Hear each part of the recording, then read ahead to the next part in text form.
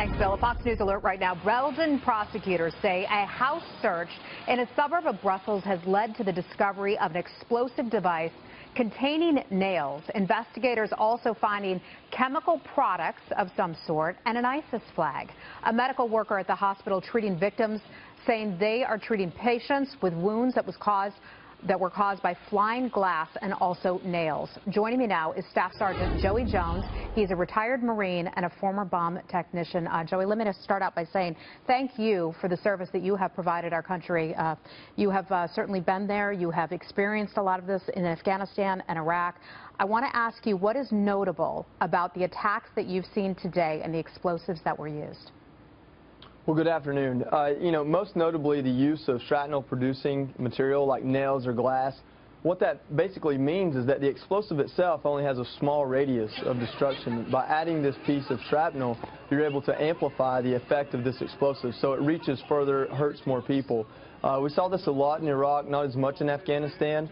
And what this shows, using what has been reported so far as TATP as an explosive, for me that suggests two things. One, it means that whomever made the explosive did it at home and knew what they were doing. Two, it means that it was probably made nearby, because that's something that's really volatile and sensitive and hard to transport. No kidding. We were also hearing, I just mentioned this raid that took place in a suburb. They found some sort of a chemical product. Now, we don't know if that is tied to the bombs that went off today, but what does that tell you? Well, homemade explosives, the recipes for these types of things are pretty readily available. What we saw mostly in Iraq and Afghanistan was the use of fertilizer. So that tells you how household of a product can be used for making explosives.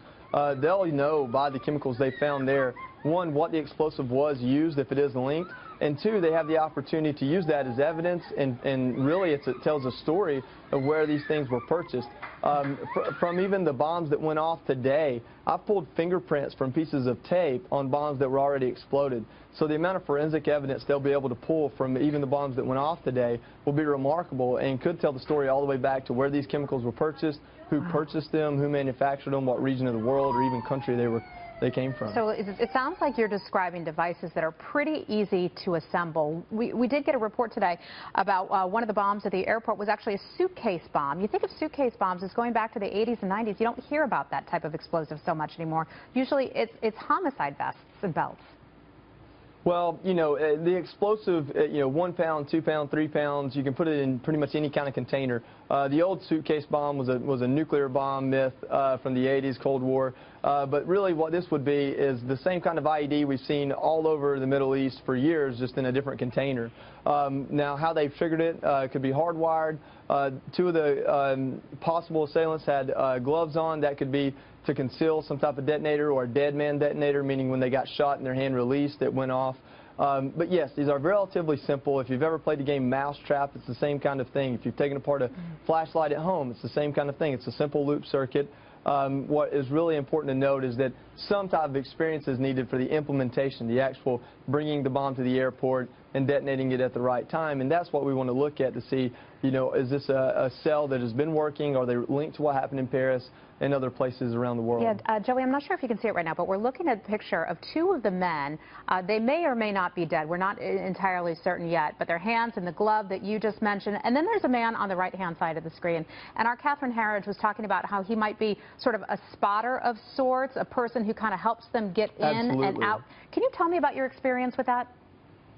Well, it's really, there's human nature involved here. These men are about to die via suicide and blowing people up. They also have the added pressure of knowing there's security there. And the tactic like this would basically be, you want more than the person basically responsible for implementing the explosive to be there on hand. So that person could be there to, one, make sure the two explosives do go off if anything happens, if any type of protective measures go in place, or two, to make sure that the two men who are carrying explosives aren't giving away any signs or keys that they're doing something wrong. This is definitely brainwashed jihad terrorism, radical Islamic extremism at its best. And these men could back out and change their mind, at which point that third man would probably be there to make sure they fulfilled their mission. He's the enforcer of sorts, and we had heard in Iraq and Afghanistan how they would sometimes handcuff people to the wheel of their car so that they wouldn't,